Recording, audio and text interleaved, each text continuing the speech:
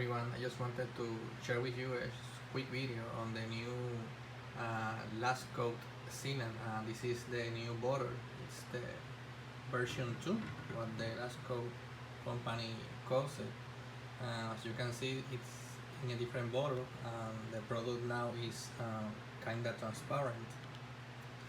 It came with some goodies, like for example, a sticker, a discount voucher, some important notes about dirty cars, and some instructions on how to maximize your product and how to wash and apply the sealant. Very nice indeed. I will be testing hopefully this new sealant today, so I hope to post another video.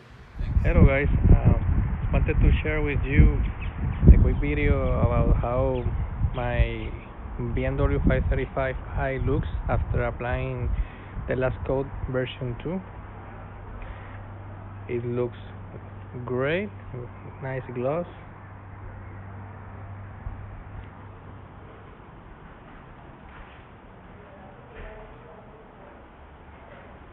Very slickness, very more easy to apply compared to the previous version. That's a big plus. Honestly, they improved the formula, and honestly the results speak for themselves.